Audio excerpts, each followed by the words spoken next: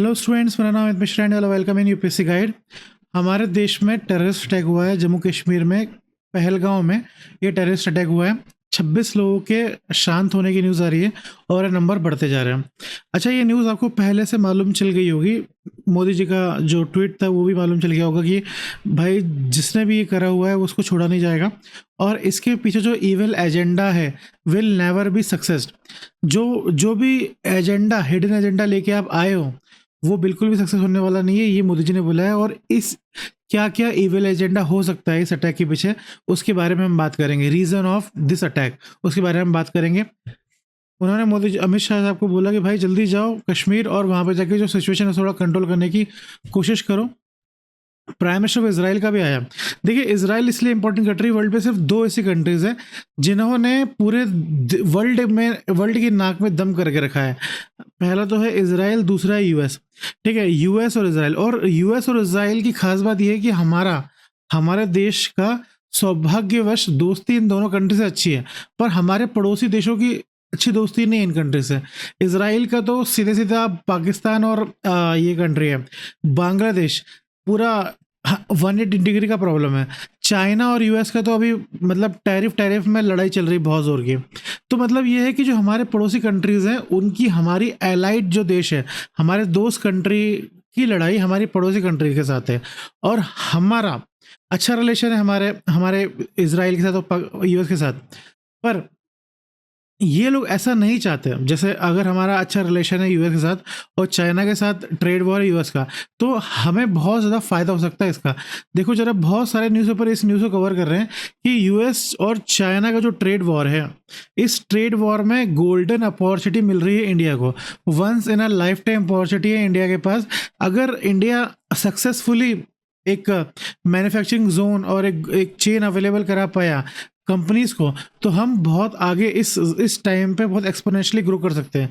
पर जो हमारी कंट्रीज़ हैं, हमारे आस पड़ोस वाले जो देश है, वो हमें ऐसा होने नहीं देंगे, क्योंकि कहीं ना कहीं ऐसा करने से उनका नुकसान होगा।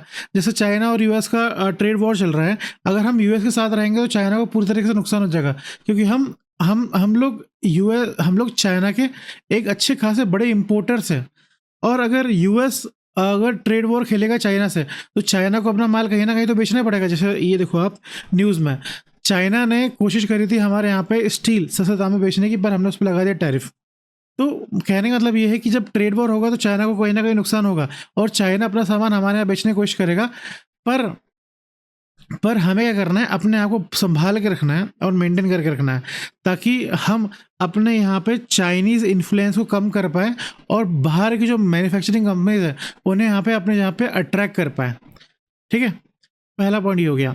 अब दूसरा है पाकिस्तान। पाकिस्तान ने हमारे ऊपर अटैक क्यों करा होगा? देखो, चाइना का हमने देख लिया कि चाइना को अगर जीतना है चाइना को अगर जीतना है यूएस से, तो उसे हमारी हेल्प लेनी ही पड़ेगी। और वो हमारी, अगर हम उसको मतलब पहले तो उसने कोशिश करी बात करके, लेटर लिख के। आपने अभी कुछ दिनों पहले हमने न्यूज़ भी कवर करी थी कि उसने हमारे 75 ईयर ऑफ एनिवर्सरी हुई थी हमारे रिलेशन के बीच में, चाइना और इंडिया के रिलेशन के बीच में 75 एनिवर्सरी हुई थी, तब उसने चाइना ने इंडियन प्राइम प्रेसिडेंट को लेटर लिखा था। और बहुत सारे कुछ पॉजिटिव चीज़ें हुई थी। अपन ने बात करी थी कि एलिफेंट ड्रैगन टैंगो के बारे में बात करी थी। तो चीज़ें बहुत बातों से जब चीज़ें चलने नहीं लगी, तो उसने कहीं ना कहीं फाइनेंस करा होगा। अभी तक ऐसा कुछ है नहीं, पर हम कह सकते हैं, क्योंकि ये चीज़ें एकदम से शुरू हुई हैं। अब देखो, ये इंसान बिका हुआ है चाइनीज़ आर्मी के थ्रू बिका हुआ है ये।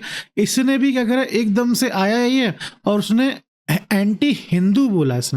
इसकी जो भी स्टेटमेंट है, एंटी हिंदू बोला इसने अपने स्पीच में। इसने इंडिया का तो कम यूज़ करा होगा, पर इसने एंटी हिंदू ज़्यादा बोला कि भाई हमें अपने देश को बताना चाहिए कि हिंदूज कैसे होते हैं, मुस्लिम कैसे होते हैं, और हमने देश में आज़ादी कैसे लेके आए हैं, और हम लोग हिंदुओं से कैसे सुपीरियर हैं। तो ये इंसान भी अगर हम बोल सकते हैं कि बिका हुआ है। अब बांग्लादेश का क्या कंसर्न है हमारे यहाँ से? बांग्लादेश की सरकार, जो मोहम्मद यूनुस को अगर अपने आप को सेव रखना है, तो उसे कहीं ना कहीं इंडिया को दबाना पड़ेगा। क्योंकि इंडिया ने मोहम्मद यूनुस के खिलाफ बिगुल तभी बजा दिया था जब इंडिया ने शेख हसीना को अपने यहाँ पे पनाह दी थी। तब से ही मोहम्मद यूनुस साहब अगेंस्ट है इंडिया के, ये बात समझनी पड़ेगी। और आप नोटिस कर सकते हो कि इंडिया में जो मुर्शिदाबाद में जो ये रायोट्स हो रहे हैं, ये कहीं ना कहीं प्री प्लान्ड है, मतलब बांग्लादेश के थ्रू प्लान्ड है ये। और ये बात सीएम ऑफ ममता बनर्जी ने बोली है।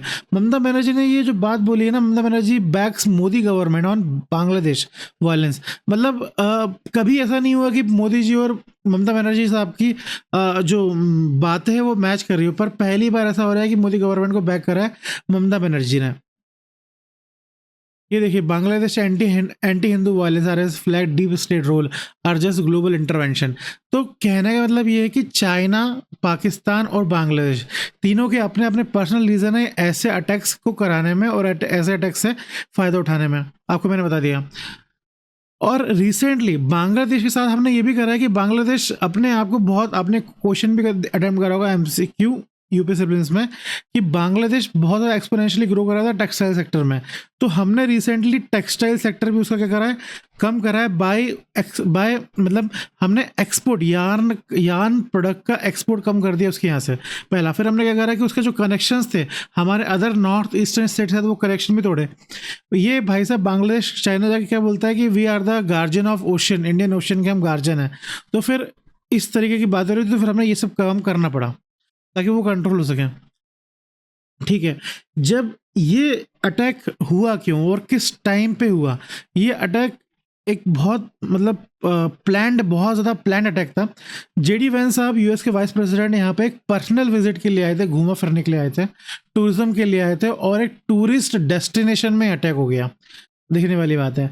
और हमारे प्राइम मिनिस्टर सऊदी अरब गए थे, उस टाइम पे अटैक हुआ। और अमरनाथ यात्रा शुरू होने वाली थी, अमरनाथ यात्रा शुरू होने वाली थी, उसके कुछ दिनों पहले अटैक हुआ। अमरनाथ यात्रा को बारे में बता दूं मैं आपको कि अमरनाथ जाने के दो रास्ते हैं, 12 किलोमीटर 48 किलोमीटर। 12 किलोमीटर का जो रास्ता छोटा है, पर जो 48 किलोमीटर का जो बेसिक रास्ता है, की बेस रास्ता जो है वो पहलगांव से ही है। और पहलगांव में अटैक करके वो बताना चाह रहे हैं कि हम जो आपके हिंदू रिलीजन की जो यात्रा है उसको हम सक्सेसफुल नहीं होने देंगे। और ये जो वॉर है, ये हिंदू मुस्लिम का ही वॉर है। ये कैसे मालूम चलता है, मतलब ये मतलब धर्म को ही जलाने के लिए, मतलब धर्म को एज अ फ्यूल यूज करके इंडिया को जलाने का जो ये प्लान बना रहे हैं, ये प्लान इनका क्या ये प्लान इनका ही है, क्या यही प्लान है इनका? तो इसको हम एक बार और देख सकते हैं। देखो, जैसे जब ये अटैक हुआ था तो टेररिस्ट अटैक में लोगों को मारा गया, और लोगों से रिलीजन पूछ के मारा गया। लोगों से पूछा गया कि आप किस रिलीजन के हो, अगर आप मुस्लिम के हो तो नहीं मारेंगे, अगर आप हिंदू हो तो हिंदुओं को मारेंगे। तो ये बार बार आप जरा नोटिस करोगे ना, बांग्लादेश में, पाकिस्तान में ये जो अटैक हो रहे हैं टेरर अटैक में, ये हर बार ये रिलीजन का जो एंगल है उसे लाते हैं।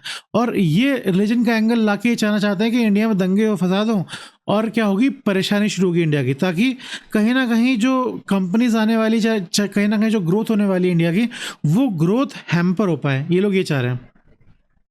पहलगांव के बारे में एक बार बात कर लीजिए। पहलगांव को मिनी स्विट्जरलैंड भी कहते हैं। यहाँ पे रिजॉर्ट हैं, ट्रैकिंग ट्रिप्स हैं, बहुत सारी चीज़ें यहाँ पे घूमने के लिए। तो यहीं पर ही क्या हुए थे, बहुत सारे लोग अपना शादी के बाद घूमने आए हुए थे, कपल्स से नए नए, उनको मार दिया इन लोगों ने। ठीक है, अभी जो रिस्पॉन्सिबिलिटी जिसने ली है वो कौन है? लश्कर तैयबा। लश्कर तैयबा ने रिस्पॉन्सिबिलिटी ली है, पर लश्कर तैयबा का एक वाइट नेम भी है, एक सेकुलर कॉन्टेक्स्ट में एक नेम भी है, रेजिस्टेंस फ्रंट नाम बोलते हैं जिसका, पर असलियत में वो लश्कर तैयबा ही है। हमें कैसे मालूम चला कि लश्कर तैयबा है? देखिए, अपन ने पहले भी बात करी कि अभी बात कर रहे हैं हम, लश्कर तैयबा ने अटैक करा है। कैसे मालूम चला? कि कोई जो गने मिल रही है वो आईएसआई की तरफ से है। पर मेरे कहने का मतलब ये है कि लश्कर तैयबा सिर्फ एक टूल है जो अटैक कर रहा है। जो बैकग्राउंड है इसका कोई भी हो सकता है, बांग्लादेश, चाइना, पाकिस्तान, ये तीनों में से कोई भी हो सकता है। और इनका जो कम्युनिकेशन था वो कैसे हो रहा है? टेलीग्राम के थ्रू कम्युनिकेशन हो रहा है। अच्छा, इसमें सबसे ज़्यादा जो अंडरलाइनिंग वाली बात है वो ये है कि टेरर अटैक जब भी होता है तो कहीं ना कहीं एक लोकल का सपोर्ट लिया ही जाता है। तो हमें, हमारे जो दुश्मन है, हमें उनके बारे में पता है, पर हमें हमारे यहाँ पे जो लोकल लोग हैं जो हमारे देश को अंदर से खरोद रहे हैं, हमें उनके बारे में भी पता होना चाहिए। तब जाके हमारा जो इंटरनल सिक्योरिटी है वो हम अच्छे से कर पाएंगे। अगर आपको इस टॉपिक की पीडीएफ चाहिए तो आप इस हमारे टेलीग्राम को ज्वाइन कर सकते हो इस लिंक के थ्रू। और हमारे प्रीलिम्स का मेंस फाउंडेशन बैच लॉन्च हो रहा है, उसकी फीस बहुत कम है। अगर आपको और भी डिस्काउंट चाहिए तो हम सर कोड यूज़ कर सकते हो। ठीक है, 1-to-1 मेंटरशिप के लिए आप कॉल कर सकते हो, फ्री है 1-to-1 मेंटरशिप। थैंक यू, और please like, comment and share, subscribe our channel.